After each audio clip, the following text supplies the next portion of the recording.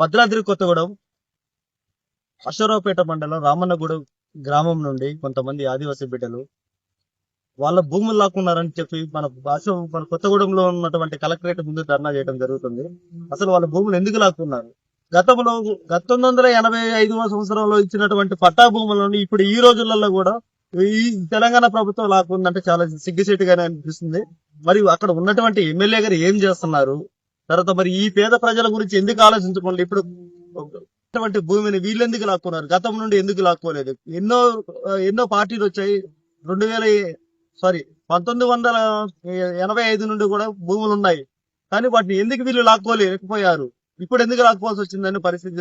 ఇక్కడ చిన్న పిల్లలతోటి తిని తినక ఇక్కడ ఎంతో మంది అవస్థలు పడుతున్నారు. వీళ్ళ భూములు లాక్కోవాల్సిన కారణం ఏంది?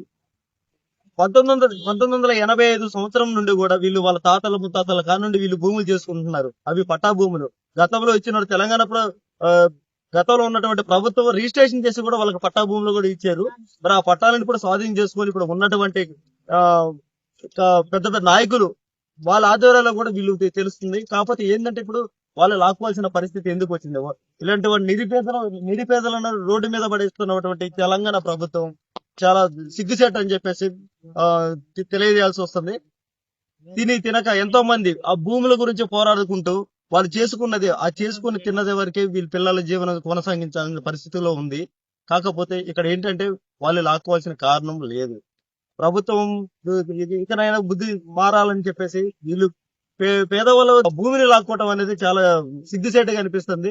అలాగే వీళ్ళు 3 రోజుల నుండి కూడా మనకు భద్రాద్రి కొత్తగూడెం జిల్లా కలెక్టరేట్ ముందు ధర్నా చేయటం చాలా తీవ్ర ఇబ్బందులుగా, చూసేటోళ్ళకు కూడా చాలా ఇబ్బందికరంగా ఉంది. రేపు పండగనంగా కూడా వీళ్ళు ఇక్కడ కూర్చొని వీళ్ళు వాళ్ళ భూముల కోసం పోరాడుతున్నారు. వీళ్ళ మీద మరి దృష్టి పెట్టి తెలంగాణ ప్రభుత్వం వీళ్ళకి న్యాయం చేయాలని చెప్పేసి మనస్ఫూర్తిగా ప్రజల తరపు నుండి కూడా అక్కడ జారే ఆదినారాయణ గారు ప్రజల మనిషి. అతను ప్రజల మనిషి, ఎంతో జనాలకు సహాయం చేసే వ్యక్తి. అలాంటి వ్యక్తి కూడా ఇప్పుడు వెనక్కి వెళ్తున్నాడంటే దీని వెనక మరి ఎవరి హస్తం ఉందనేది తెలుసుకోవాల్సిన పరిస్థితి వచ్చింది. మరి తనకి ఆదినారాయణ గారికి కూడా ఫోన్ చేశాను. తను ఉన్నటువంటి ఎమ్మెల్యే అసెంబ్లీ దగ్గర ఉన్నానని చెప్పేసి మన ఛానల్ తోటి మాట్లాడటం కూడా జరిగింది. వీళ్ళకి ఎప్పుడు న్యాయం చేస్తారు? ఆయన ప్రజల కోసం పనిచేసే మనిషి కాబట్టి అతను వీళ్ళకి ఎప్పుడు న్యాయం చేస్తారు అనేది వీళ్ళకి ఏం భరోసా ఇస్తాడు? వాళ్ళ భూమిలో వాళ్ళకి ఇస్తారా, లేకపోతే వాళ్ళు ఓనుగా దౌర్జన్యం చేసి గుంజుకునే పరిస్థితిలో ఆయన హస్తం చేపిస్తారా అనేది కూడా మనం తెలుసుకోవాలి.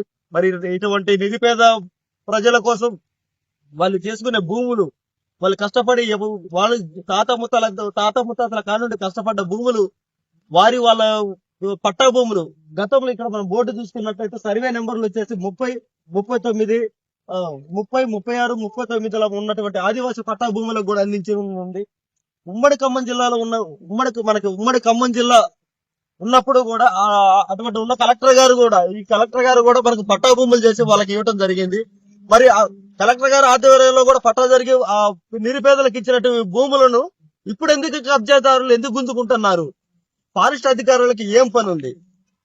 వాళ్ళ వెనక ఎవరున్నారనేది తెలియాలి. నిరుపేదలకు కలెక్టర్ ఆఫీసు నుండే కూడా పట్టా చేసి ఇచ్చినటువంటి పరిస్థితి ఇక్కడ మనం కల్లారా చూస్తున్నాం. వాళ్ళ భూములు గుంజుకోవాల్సిన పరిస్థితి ఏముంది? ఇటు చూసుకున్నట్టయితే ఎంతో మంది పేద ప్రజలు తినక రోడ్ల మీద పస్తులు ఉన్నటువంటి పరిస్థితి మనం చూసుకోవాల్సి వచ్చింది. చిన్నపిల్లలు పొద్దున్న నుండి 3 రోజుల నుండి కూడా మనకు భోజనం లేని పరిస్థితుల్లో వీళ్ళు అయితే ఉన్నారు. మరి దీనికి మన తెలంగాణ ప్రభుత్వం ఏం న్యాయం చేస్తారు వీళ్ళకి అనేది మనం తెలుసుకోవాల్సింది ఉంది.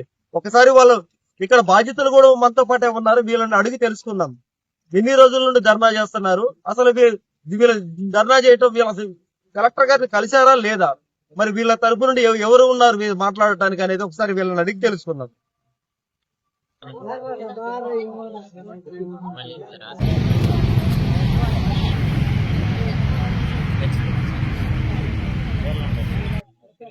ఉన్నాడండి. అసలు ఆ ఏరియా బిడ్డ అసలు ఏం జరిగింది అనేది ఒకసారి అతను అడిగి తెలుసుకుందాం. సార్, ఏం జరిగిందండి మీ ఊర్లో? అసరాపేట మండలం రామనగూడెం గ్రామ సర్వే నెంబర్ 30, 36, 39 సంబంధించి గత 40 సంవత్సరాల నుండి ఈ ఫైట్ నడుస్తూనే ఉంది సార్. మాకు ఫైట్ చేస్తున్న సమయంలో 2011లో సిద్ధార్థ్ జానీ గారు, అదే విధంగా భద్రాచలం ఐటీడీ పిఓగా పనిచేస్తున్న ప్రవీణ్ కుమార్ సార్ మా ఆదివాసీ బిడ్డల బాధను చూసి మా యొక్క సమస్య పరిష్కరించాలనేసి జాయింట్ సర్వే కూడా నిర్వహించడం జరిగింది సార్. జాయింట్ సర్వే నిర్వహించి 30, 36, 39 భూములలో 573 ఎకరాలు 20 గుంటలు అటవీ శాఖ వాళ్ళు ఆక్రమించుకున్నారు. వీళ్ళు ట్రైస్ పట్టా భూములు. వెంటనే పేపర్ పంచనామా చేసి మాకు ఇవ్వమనేసి సిద్ధార్థ్ జైనిగా పనిచేసినప్పుడు కలెక్టర్ గారు కూడా ప్రొసీడింగ్ ఆర్డర్స్ ఇవ్వటం జరిగింది సార్. ఆ ఆర్డర్ ప్రకారం వాళ్ళు అటవీ అభివృద్ధి సంస్థ వాళ్ళు హైకోర్టుకి వెళ్తే హైకోర్టులో 2015లో వాళ్ళ కేసు డిస్మిస్ అయింది సార్. డిస్మిస్ అయిన సమయంలో ఏమన్నా మీకు అభ్యంతరం ఉంటే ప్రెస్గా జాయింట్ సర్వీస్ అయిపోమనేసి అన్నారు సార్. మేము అప్పటి నుండి 10 సంవత్సరాల నుండి కూడా పోరాటం చేస్తూనే వస్తున్నాం సార్ జాయింట్ సర్వీస్ చేయమనేసి. చేయలేదు సార్. మొన్న రీసెంట్ గా ఇక్కడే 9 రోజులు నిరవధిక నిరాహార దీక్ష చేస్తున్న సమయంలో కూడా కలెక్టర్ గారు స్పందించి జాయింట్ సర్వేకి ఆర్డర్ ఇవ్వడం జరిగింది సార్. మేము ఆ రోజు దీక్ష విరమించి వెళ్ళిపోయిన తర్వాత అదే జాయింట్స్ లేదు సార్ ఈ రోజు వరకు కూడా అప్పగించలేదు. కాబట్టి మేము 16వ తారీఖు నుండి ఇక్కడ నిరవధిక నిరాహార దీక్ష చేస్తున్నాం సార్. అటవీ శాఖ అధికారులని అడిగితేనే మేము 30, 36, 39 మాకు ఇవ్వలేదు, ఆ భూమి మీ దగ్గరే ఉందనేసి అంటారు సార్. ఒకవేళ రెవెన్యూ వాళ్ళని అడిగితేనే 30 మీకు ఇచ్చినట్టు ఏమన్నా మీ దగ్గర ఆధారాలు ఉన్నాయా? ఉన్నాయి సార్. గతంలో వీళ్ళకి ఇచ్చినటువంటి సర్వే భూములలో కూడా వీళ్ళకి గవర్నమెంట్ తరఫు నుండి కూడా వీళ్ళకి ఇచ్చారు. సర్వే నెంబర్ పట్టా భూములతో సహా వీళ్ళకి పట్టా చేసి ఇచ్చినటువంటి పరిస్థితి ఇది చూస్తున్నాం. కాకపోతే ఏంటంటే ఇప్పుడు గవర్నమెంట్ ఆధారం ఉన్నటువంటి పోడు భూములు ప్రభుత్వం ఎందుకు లాక్కుంది అనేది దాని వెనక అర్థం ఏంటనేది తెలుసుకుంటాం. ఎంతమందికి ఇచ్చారండి పట్టా భూమి? 180 మంది సార్. 180 మందికి పట్టాలు ఉన్నాయి ఇందులో. అవును సార్. ఏ ఇయర్ లో ఇచ్చారు? ఏ సంవత్సరంలో ఇచ్చారు మీకు? 1981, 1986, 1990, 1991,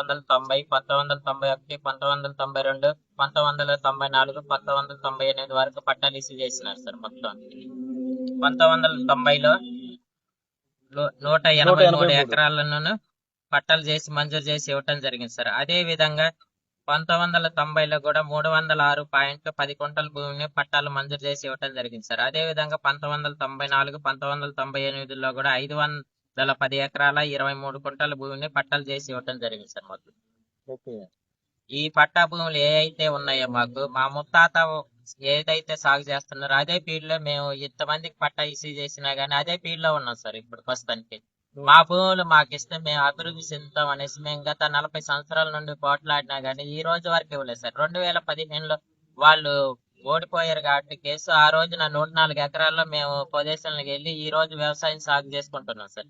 దాన్ని కూడా తప్పుడు ప్రసారం చేసినారు సార్. వేరే నాన్ ట్రైబ్స్ కి ఇస్తున్నారు, ఆంధ్ర వాళ్ళకి ఇస్తున్నారు అనేసి అన్నారు సార్. ఈ రోజు ఇక్కడ ఉన్న వాళ్ళు కూడా అందరు కూడా వ్యవసాయం చేసి ఇక్కడ పంట పండించిన తర్వాత మొత్తం దాన్ని సదును చేసి అమ్మిన తర్వాత ఈ రోజు ఇక్కడ వచ్చి కూర్చున్నాం సార్. మొత్తం మరి మీరు మీ ఎమ్మెల్యే గారిని కలవలేదండి?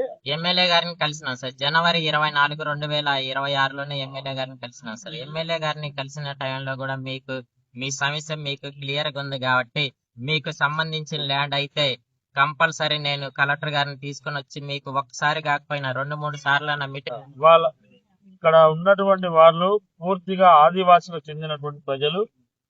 ముఖ్యంగా ఈ భద్రాద్రి కొత్తగూడెం జిల్లా అశ్వరావుపేట మండలం రామన్నగూడెం రెవెన్యూ గ్రామంలో సర్వే నంబర్ 30, 36, 39 సర్వే నంబర్లలో 1039 ఎకరాల 39 గుంటల భూమిని వాస్తవంగా ప్రభుత్వాలు వీళ్ళకి పట్టాలు చేసినటువంటి సందర్భం స్పష్టంగా మనకి ఇక్కడ పట్టాలు చూపిస్తున్నారు.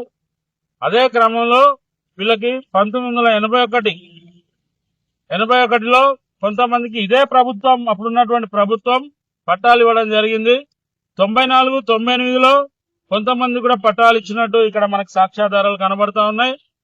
అట్లాగే ఈ భూమి కూడా దీని మీద మడకం నాగేశ్వరరావు అనే వ్యక్తి ఈ ప్రభుత్వం వద్ద సమాచార హక్కు చట్టం ప్రకారం చూస్తే అక్కడ అప్పుడున్నటువంటి అధికారి శ్రీ ఎం మురళి అటవీ క్షేత్రాధికారి ఇచ్చినటువంటి సమాధానం ఈ రామన్నగూడెం ఉన్నటువంటి భూములు ఫారెస్ట్ భూముల్లో లేవని చెప్పి స్పష్టంగా వీళ్ళకి సమాచార హక్కు చట్టం ప్రకారం వివరంగా ఇచ్చినటువంటి పత్రాలు కూడా వీరి దగ్గర ఉన్నాయి.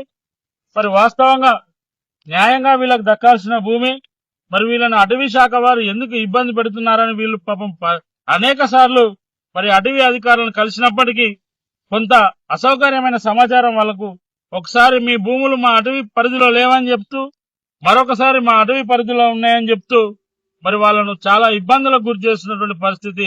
మరి అటవీ శాఖ చాలా ఇబ్బందులకు గురి చేస్తున్నటువంటి విషయాన్ని వారు స్పష్టంగా చెప్తా ఉన్నారు. మరి అదే క్రమంలో ఇవాళ ఈ ప్రజా ప్రభుత్వం అని చెప్పుకునే కాంగ్రెస్ ప్రభుత్వం ఖచ్చితంగా వీళ్ళ పక్షాన నిలబడి ఆదివాసీలు అభివృద్ధి కావాలంటే వాళ్ళు జంగల్ జమీన్ అని చేసినటువంటి పోరాటాలు గతంలో వీళ్ళ పూర్వీకులు కొమరం భీం గారు ఇదే భూముల కోసం ఇవాళ ఈ రాష్ట్రంలో మొదటి నుండి ఉద్యమాలు చేసినటువంటి చరిత్ర ఈ తెలంగాణలో ఉన్నది. మరి అలాంటి చరిత్ర ఉన్నటువంటి ఆదివాసీలకు వీళ్ళకి ఇచ్చినటువంటి భూములు మరి 1039 ఎకరాల 39 గుంటలు పట్టాలు ఇచ్చి మళ్ళీ తిరిగి అటవీ అధికారులు వీళ్ళ మీద దౌర్జన్యం చేయడం ఇది ఎంతవరకు సమంజసమని చెప్పి ఈ ప్రజాప్రభుత్వాన్ని మేము బహుజన సమాజ్ పార్టీ నుండి ప్రశ్నిస్తా ఉన్నాం. ఇప్పటికైనా ఈ ప్రభుత్వాలు కళ్ళు తెరవాలి. మరి గత 3 రోజులుగా పిల్లా పాపలతోటి నిత్యం ఇక్కడ కలెక్టరేట్ ఎదురుగా ధర్నా చౌక్ లో 3 రోజుల పాటు తిండి తికాలు లేకుండా ఉదయం నుంచి రాత్రి వరకు ఇక్కడే నివసిస్తూ వాళ్ళ అరణ్య రోదన మేము సభాముఖంగా తెలియజేస్తా ఉన్నాం. సార్ మీకు గవర్నమెంట్ ప్రభుత్వం మీకు ఆల్రెడీ పట్టాలు ఇచ్చింది. అవును సార్. పట్టాలు ఇచ్చిన తర్వాత మీకు ఏమన్నా వాటికి సంవత్సరానికి పడతాయి కదా రైతు బంధు కూడా? రైతు బంధు రైతు భరోసా కూడా వచ్చింది సార్. బ్యాంకులో తీసుకొని కూడా మేము లోన్స్ తీసుకోవటం కూడా జరిగింది.